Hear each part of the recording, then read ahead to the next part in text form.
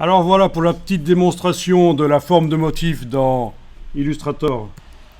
Donc, je vais faire un nouveau document ici. Et je vais utiliser une photographie que j'ai été chercher précédemment dans Bing. Elle est où? Oui, c'est ça. Bon, dans Bing, j'ai juste tapé ici bijoux. J'ai demandé au-dessus les filtres d'avoir, pour bien faire quand même, une image du domaine public.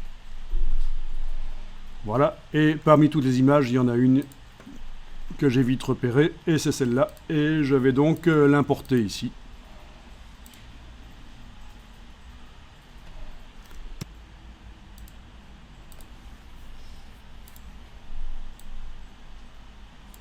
Voilà. Alors, je vais verrouiller le calque qui contient cette image. Donc, palette des calques.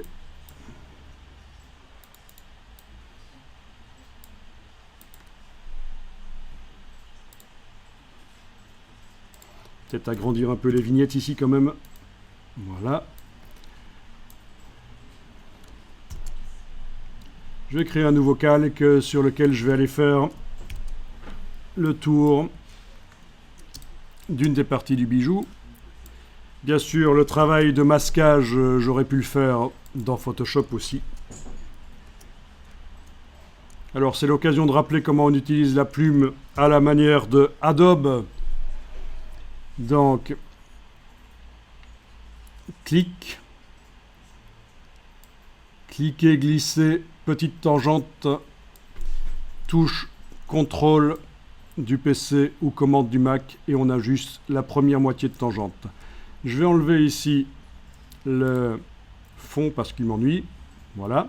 Je continue donc. Cliquez, glissez, petite tangente, touche CTRL du PC ou commande du Mac. On entoure. Tiens, il y a le magnétisme qui m'empêche de bien mettre les choses où je voudrais. Donc je vais peut-être aller déjà dans le menu affichage, décocher les repères commentés. Dans le menu affichage, on a certainement du magnétisme aussi qui est enclenché. Oui, magnétisme du point, ce serait peut-être bien de le désenclencher aussi. Voilà, ce sera peut-être plus facile comme ça d'aller faire les choses. Donc touche CTRL qui sert aussi à bouger les points. Voilà. Je ne sais pas si vous connaissiez cette technique pour faire des tracés. On l'avait vu?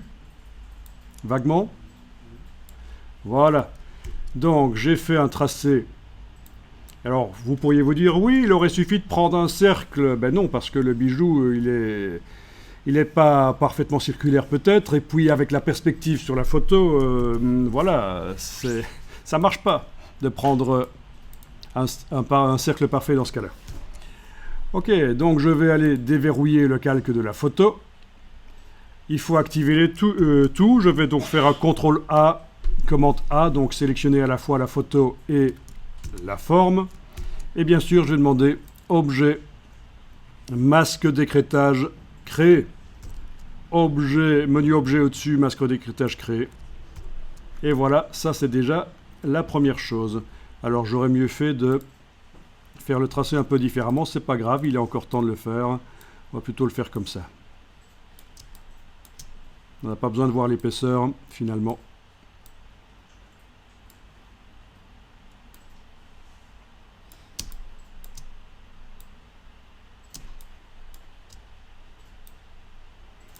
Ok, on va dire ça c'est bon.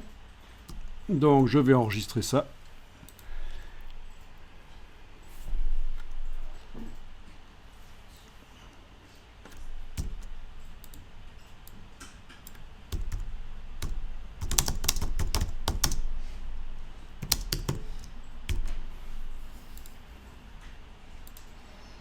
Bon alors, il se trouve que le fichier, c'est un fichier lié. Si je vais dans la palette des liens, menu fenêtre, lien, oui, c'est un fichier lié. Il y a la petite chaîne. Voilà, ils ont amélioré Illustrator. Avant, on savait que c'était un fichier lié s'il n'y avait pas la petite icône qui indiquait que c'était un fichier incorporé. Maintenant, ils ont mis quand même une icône de petite chaîne. Quel luxe, c'est bien. Ça veut dire que le fichier peut être ouvert dans Photoshop et je peux le modifier en parallèle dans Photoshop. Ça peut être intéressant. Alors, on va dire lien. Alors, modifier dans Photoshop, oui. Ah tiens, il ne propose pas dans quel Photoshop. Ça, c'est plutôt ennuyeux. On va voir s'il va m'ouvrir le bon, parce que j'ai plusieurs Photoshop qui cohabitent. Eh ben, il m'ouvre le mauvais, bien sûr. C'est la version 2021. J'aurais voulu l'ouvrir dans la 2022. Bon, c'est pas très grave. Voilà, ça c'est le fichier ouvert dans Photoshop, mais je vais dans un premier temps aller ici dans Illustrator et je vais peut-être quand même vectoriser cette image en fait. Menu fenêtre, vectorisation de l'image.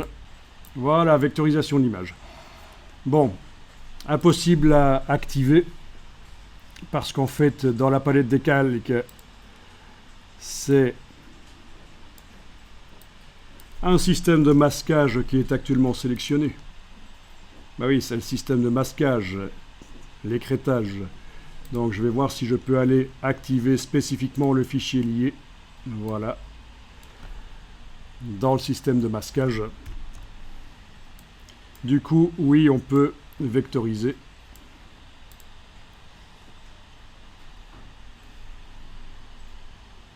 Évidemment, il vectorise toute l'image.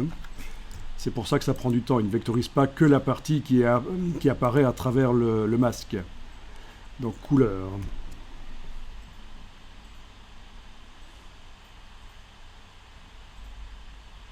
Ok, je suis en 30 couleurs. C'est beaucoup trop déjà. Je vais déjà pouvoir indiquer que je veux moins.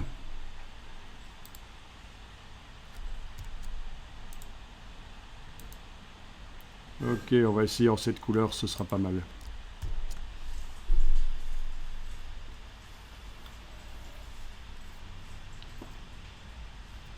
Et donc après, l'idée c'est quand même de tenter de faire participer un peu Photoshop à la vectorisation, puisque le fichier est également ouvert dans Photoshop. Désolé pour le temps que ça prend, le fichier est trop lourd, mais on peut le simplifier par Photoshop, ça va aller beaucoup plus vite si on le simplifie. Voilà. Bon, alors, voyons dans Photoshop le fichier qui est ouvert.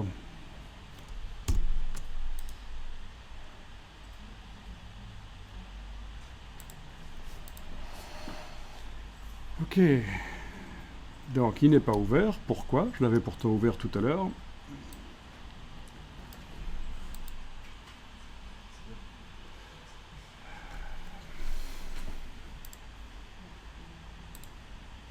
Ah.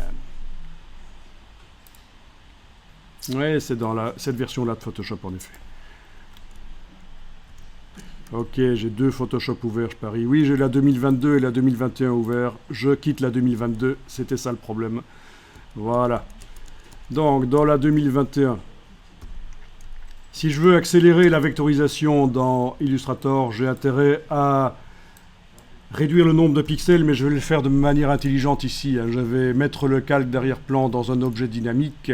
Comme ça, tous les pixels sont quand même là dans l'objet dynamique. Ensuite, je vais aller dans Image, taille de l'image, et aller modifier la résolution. Comme ça, la dimension en centimètres va rester la même, et pour Illustrator, ça compte. Par contre, la résolution, si je passe à 18 au lieu de 72,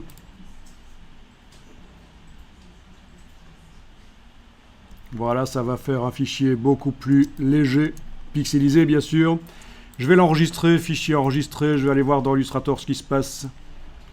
Est-ce qu'il va mettre à jour tout seul? Est-ce qu'il est réglé pour mettre à jour tout seul le fichier?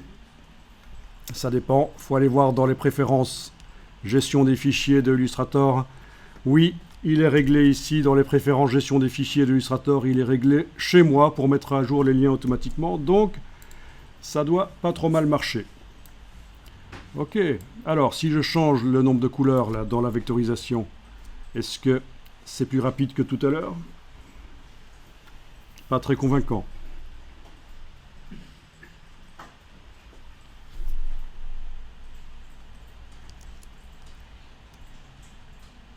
J'ai pas fini l'enregistrement en fait. Oui, vu que j'ai été modifié, que j'ai été mettre un objet dynamique dans Photoshop, je suis obligé de l'enregistrer au format Photoshop. J'avais fait fichier enregistré, mais il me dit de l'enregistrer au format Photoshop, donc voilà. Je vais devoir donc dans Illustrator remplacer le fichier JPEG par un fichier Photoshop. Donc dans la palette lien, rééditer le lien. Et je vais indiquer que j'utilise désormais la version Photoshop. Et il y en a qui ont dit que l'infographie c'est simple, hein. Voilà. Ok, ça va beaucoup plus vite maintenant quand on modifie le nombre de couleurs. C'est clair que, vu le fichier Photoshop très léger maintenant, ça va beaucoup plus vite. Ok. Bon, je vais quand même aller dans le fichier Photoshop ici, éventuellement mettre un calque de réglage pour modifier la couleur. Calque de réglage de type teinte saturation pour donner peut-être une coloration un peu plus bleutée à cette chose. Bleuté verdâtre, fichier enregistré. Le fichier Photoshop est mis à jour. Je retourne dans Illustrator tout seul. Il fait la mise à jour, voilà. Ok, on va dire que ça c'est pas mal. Quand même un petit contour, ce serait pas plus mal. Petit contour sur le masque.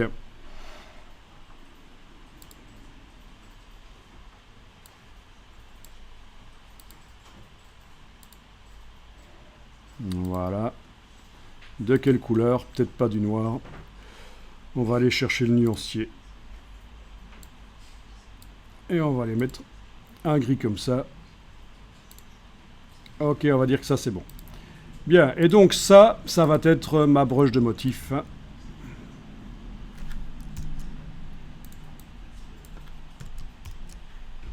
J'enregistre le fichier juste par sécurité.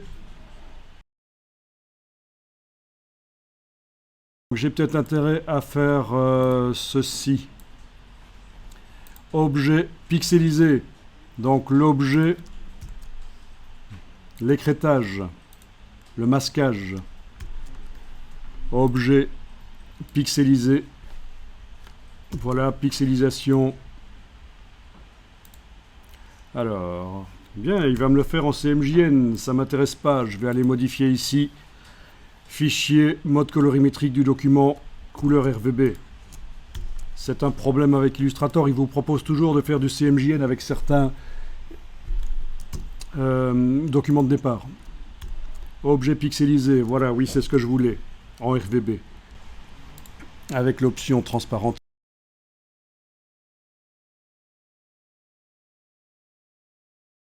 Ok, voilà. Bon, testons ça, voilà. Forme de motif. Voilà, bon, ben ça devrait marcher. Bien, donc vous connaissez ça en fait, hein, les formes de motifs. Ah, amusant ça. Il me propose ça comme coin. On va plutôt mettre ça. Voilà.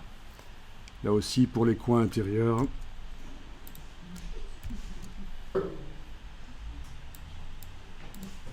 Voilà, ok. Voilà. Bon, ben vous avez votre forme de motif qui peut être utilisée donc au pinceau. Voilà, c'est ça, le pinceau. Parce que le crayon, il fallait que j'applique la forme de motif par la suite dessus, bien sûr. Donc intéressant, ce genre de choses, pour faire du mix média avec de l'ombre portée par-dessous. Ou alors on fait le travail dans Illustrator, on récupère dans Photoshop et on utilise le système d'ombre portée de Photoshop.